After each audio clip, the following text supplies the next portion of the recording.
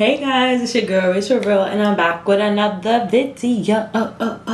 And today we are going to be talking about something that is so important, especially in this day and age, and that is comparison. First, before I get into comparison, make sure that you like, comment, and are subscribed. Usually I'll give some background and talk about my experience with the topic first, but I'm going to get right into the word. I'm going to get right into the story. I'm going to be reading the story of Cain and Abel in Genesis 4. So it says, "Now Adam had sexual relations with his wife Eve, and she became pregnant. When she gave birth to Cain, she said, 'With the Lord's help I have produced a man.' Later she gave birth to his brother and named him Abel. When they grew up, Abel became a shepherd while Cain cultivated the ground. When it was time for the harvest, Cain presented some of his crops as a gift to the Lord. Abel also brought a gift, the best portions of the firstborn lambs from his flock. The Lord accepted Abel and his gift, but he did not accept Cain and his gift. This made Cain very angry, and he looked dejected. 'Why are you so angry?' the Lord asked Cain. 'Why do you look so dejected? You will be accepted if you do what is right. But if you refuse to do what is right, then watch out. Sin is crouching at the door, eager to control you, but you must subdue it and be its master.' One day Cain suggested to his brother, 'Let's go out into the fields.' And while they were in the field, Cain attacked his brother Abel and killed him. Afterward the Lord asked Cain, 'Where is your brother? Where is Abel?' 'I don't know,' Cain responded. 'Am I my brother's guardian?' But the Lord said, 'What have you done? Listen, your brother's blood cries out to me from the ground. Now you are cursed and banished from the ground, which has swallowed your brother's blood.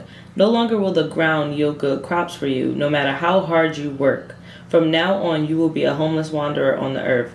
Cain replied to the Lord, 'My punishment is too great for me to bear. You have punished me from the land and from your presence. You have made me a homeless wanderer. Anyone who finds me will kill me.' The Lord replied, 'No, for I will give a sevenfold punishment to anyone who kills you.' Then the Lord put a mark on Cain to warn anyone who tried to kill him. So Cain left the Lord's presence and settled in the land of Nod, east of Eden." Whew. That's a story right there, and it's a rough story. Brother killing brother, obviously really a tragedy. There's so many lessons that we can learn from this story, and one of the biggest lessons is about jealousy, envy, and comparison. So let's break this down. During the harvest, Abel thought to himself, okay, so God has been blessing me all year. So he looked at everything that he had tended to and said, I'm going to give the best to the Lord. Cain cultivated the ground all year, and he decided to give some of his crops, like, here you go, Lord. But God knew that it wasn't Cain's best, and so he didn't accept it because God is producing all of this crop for you, and you have the nerve to reserve the best of it for yourself. Here's where I believe the breakdown happened for Cain. Instead of focusing on why did I not give my best to God and how am I going to do it better next harvest, Cain decided to look at Abel. So instead of looking up, talking to God, repenting, there were so many different ways that Cain could have went about this, but the jealousy had overcome him, the anger. Instead of saying, you know what, I'm going to do better personally, he looked at Abel and said, I got to take you out because only one gift is getting accepted and it was yours. So you're in my way of my gift being accepted. That wasn't true though. Cain was in his own way because he decided not to give the best of his crops to the Lord. He decided to withhold his best for himself. You don't think that Abel had the opportunity to take the best lamb portions and eat it for himself or save it for himself? He could have. But he said, Lord, you provided for me all year, so I'm going to give the best that I have because I know that you are the one who's actually providing. So let's relate this to real life. Cain killed Abel, not even realizing that it wasn't Abel who took the opportunity from him to have his gift be accepted by the Lord. It was Cain who took the opportunity from himself. So we do this in our real lives where we may not put in our best. We may know that we're not as close to God as we could or should be. But then we may see someone else win or someone else get an opportunity and we look at them instead of looking at God and what path he has us on. That's like if your friend gets married and you're thinking to yourself, oh, damn, I need to get married. But like 2 days ago, you weren't worried about being married. Your friend getting married doesn't at all affect your chances of getting married. It's not like time's ticking, all the men are leaving the dating pool. Your plan and your purpose is still right there in front of you. You may not like where you're at in the process, but your friend getting married didn't take away the chance of you getting married. Each of us has our blessings that are just like right down the line waiting for us. But if we decide to do things our own way, we can't be mad at the next person because they gave their best and God blessed them. What I believe God is saying to me is, instead of focusing on what somebody else is getting and what they're giving and what they got back, focus on making sure that you are giving your best. And as long as you show up and you're giving your best, your gift will be accepted and you will be blessed. But let me tell you exactly what will happen if you focus on others. It's not a coincidence that Cain was the one who cultivated the ground, and his punishment aligned to his purpose. He said, your brother's blood cries out to me from the ground. The same ground that you were supposed to be tending, that was provided to you so that you can fulfill your purpose. You killed your brother and his blood cries out to me from the ground. And then it says, now you are cursed and banished from the ground. So that purpose that you had, because you went and you let your envy control you and you let it cause you to spew hate or to try and tear down your brother, now you've been banished from your purpose. No longer will the ground yield good crops for you, no matter how hard you work. Don't hear this and think, oh my gosh, if I do anything wrong, God is going to punish me and I'm going to be banished from my purpose and I'll never... I'm not saying it for that. He killed his brother. And his brother did nothing to him. His brother just did what was right. And so this was a punishment that came from God.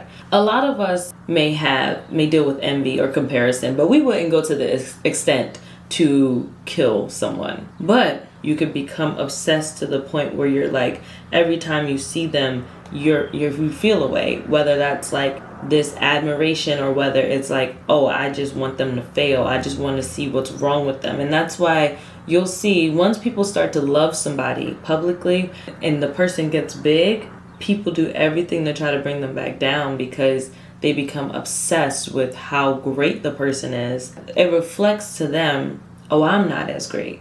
When really, there's a door for you too. But what people sometimes will do is to become so obsessed with somebody. And I've done it myself. There's a creator that I watched so many of her videos and I was just like, oh my gosh, she's so beautiful. It didn't get to this point, but I'm able to appreciate her work because I know I'm showing up and giving my best every day. But imagine if I let it get to the point where I just decide to spew hate. Oh, she has all that, but she didn't even work hard for it. And anybody could do that. And I choose to just spew hate and spew hate. God may not necessarily banish you from the ground like he did to Cain. But what you'll do is you'll get in your own way of your own purpose and you won't fulfill it. You won't be able to move in those blessings unless you can focus on what you have in front of you and stop looking at the next person. Because if you keep trying to keep up with the Joneses, you're going to deplete your money. You're going to end up finding guys on dating apps that are not for you. You're going to end up trying to rush and have a baby and get married. And then you're like, why am I getting divorced? What is going on? Because you weren't paying attention to the timeline that God had for you. In our society, we're taught that if someone gets an opportunity, it's taken away from your opportunities. That only one of us can win. Only one person can be chosen. We're taught to constantly compete with people. Compete. Highest test scores. Who did this? Who did that? That's how we're raised. But if we have a kingdom mindset, we understand, oh, shout out to you, sister. You operating in your purpose and I'm operating in mine. And we'll understand that we all have a unique purpose. You're not messing up my lane. I'm happy to see you running in your lane. You may be feeling a little convicted right now, but I want to leave you encouraged. You may be realizing right now watching this video that you may have had your eyes in the wrong place. But I hope that by watching this video, you can redirect your eyes to where they should be. The truth is, if you look at God, He will show you your reflection and how He sees you. And as long as you're working every day to get to that, to become that person that God sees you as and who He created you to be, you're never going to be losing in comparison to someone else. If it's for you, God will open that door to you. And just because He opened a door for someone else doesn't mean it closed in your face. We all have our own doors.